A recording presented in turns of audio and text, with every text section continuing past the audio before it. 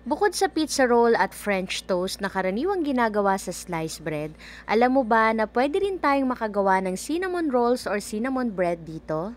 At para sa akin, isa ito sa masarap na tinapay na nakain ko na. Kaya kung mahilig ka rin dito, para sa atin ang recipe na ito. Gusto mo rin ba? Tara, luto tayo. Bali sa recipe na ito ay kakailanganin natin ng sliced bread, cinnamon powder, itlog, condensed milk at butter. At ang una nga natin gagawin dito ay cinnamon mixture. Bali sa isang bowl, magmix tayo ng butter, 3 tablespoon ng asukal at cinnamon powder. Haluin natin ito ng mabuti hanggang sa ma-well combine na yung tatlong ingredients. Yung butter pala na nilagay ko dito ay 1/4 ng isang buo ng butter, then yung cinnamon powder naman ay 1 tablespoon. After nating magawa yung cinnamon mixture, iset aside muna.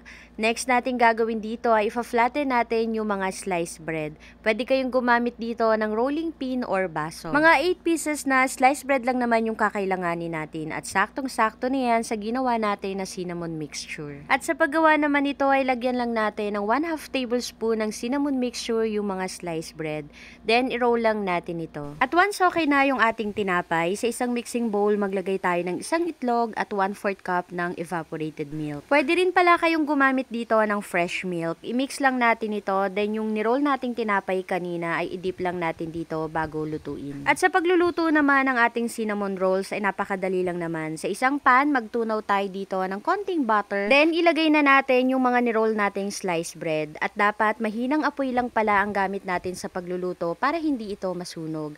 At once na nag-golden brown na nga, okay na po yan, ahunin na natin sa kalan. At bago nga natin ito i-serve, lagyan natin ito ng maple syrup or condensed milk. Hello everyone! For today's video, isang napakasarap na merienda naman ang ating ginawa ngayon, ang cinnamon roll. Actually, yung cinnamon bread, favorite ko talaga yon. At dahil wala nga akong oven, hindi rin ako makapag-bake. Tapos kung bibili ka naman sa labas or sa mga bakery or bake shop, medyo may kamahalan. At minsan, hindi na ganun kalasa yung cinnamon sa mga cinnamon bread na binibili. So, naisipan ko na gumawa na lang sa madaling paraan. So, hindi na rin natin dito kailangan pang mag-bake. So, kung may mga sliced bread kayo dyan, saktong-sakto yan para sa recipe natin. Yung nilagay ko pala sa ibabaw nito ay maple syrup at cinnamon flavor din yun. Pero, pwede rin naman na condensed milk yung ilagay nyo dito. So, wag na natin patagalin, tikman na natin.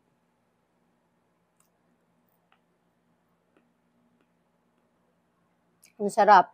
Lasang-lasa talaga yung cinnamon. Ang sarap. Ang sarap-sarap. So, kung mahilig din po kayo sa mga cinnamon bread, try nyo po yung ating recipe ngayon. Bukod sa napakadali lang gawin ay talaga namang legit na cinnamon bread.